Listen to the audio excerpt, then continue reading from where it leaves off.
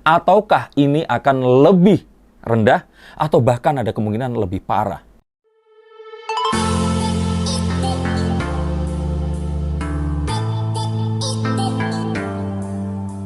Halo Sensikers, kembali berjumpa bersama saya Denny Darko. Tidak ada yang namanya misteri, yang adalah tanda-tanda yang kita semua coba untuk mengerti. Apakah COVID-19 di Indonesia ini sudah terkendali dan kita sudah saatnya berpesta pora, berbahagia, sudah bebas semuanya? Dan apakah memang kondisi pandemi yang kemarin terjadi sudah mulai bertransisi menuju ke masa endemi? Untuk itu kita langsung akan lihat menggunakan kartu, dan ternyata dari kartu ini memperingatkan jangan happy dulu, jangan euforia.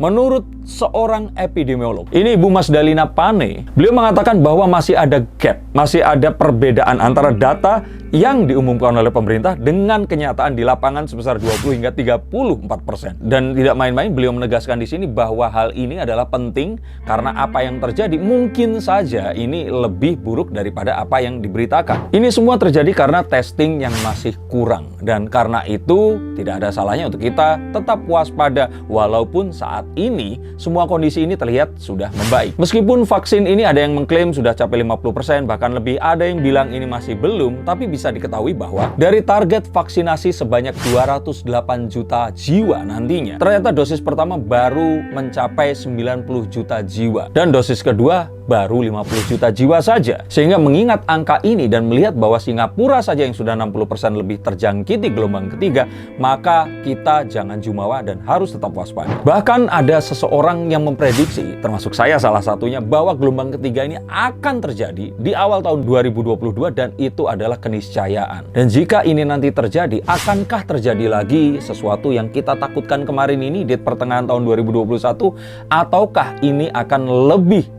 rendah atau bahkan ada kemungkinan lebih parah? Meskipun kemarin saat video ini dibuat pada tanggal 4 Oktober, pada tanggal 3 Oktober kita semua ini memperoleh, kalau boleh saya bilang, ini keberuntungan.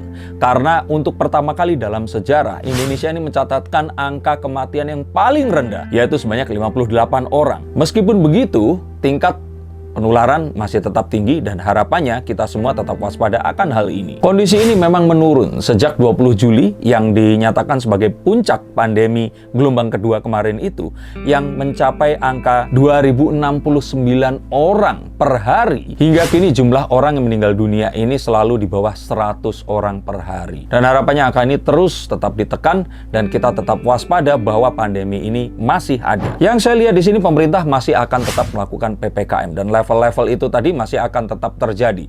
Mungkin dalam waktu 1 tahun ke depan agar ini semua bisa tetap terjadi transisi dari pandemi menuju endemi. Tapi memang euforia tidak terbendung. Masyarakat masih akan tetap berusaha untuk melakukan sesuatu yang mereka sudah 2 tahun tidak lakukan, dan ini bisa saja terjadi di akhir tahun 2021 ini. Maka daripada itu, sanksi tegas tetap harus dilakukan, dan siapapun yang melanggar ini memang harus dijatuhkan hukuman yang akan membuat atau memberikan efek jera dan tidak akan diulangi di kedepannya. Untuk itu selalu waspadai klaster liburan, karena mengingat bahwa tatap muka kemarin pun menghasilkan banyak sekali orang-orang yang terjangkiti COVID-19, maka ini bukan sebuah ramalan jika nanti pada liburan akhir tahun hal ini akan meningkat jauh, karena tentu saja orang-orang akan berkumpul dan klaster-klaster baru pasti akan dilahirkan. Tetap juga waspadai bahwa pemerintah akan melakukan pelaporan setiap harinya, turuti apapun yang dikatakan oleh para ilmuwan, ahli virus, dan juga para dokter di sini, dan kita tetap waspada bahwa ini semua bukan satu pertanda kita harus pergi, tapi ini adalah pertanda bahwa kita tetap sedang melakukan perang terhadap virus itu sendiri. Tapi memang pada akhirnya gelombang ketiga ini masih akan tetap terjadi, dan ini semua pasti akan terjadi. Dan harapannya dengan semua yang Anda saksikan, kita harus lebih waspada. Yang paling penting di sini adalah tetap melakukan prokes, melakukan tracing dan testing yang lebih sering lagi, sehingga Indonesia ini tadi dapat melakukan transisinya dari pandemi menuju endemi dengan korban sedikit mungkin. Terima kasih, sampai jumpa dan salam.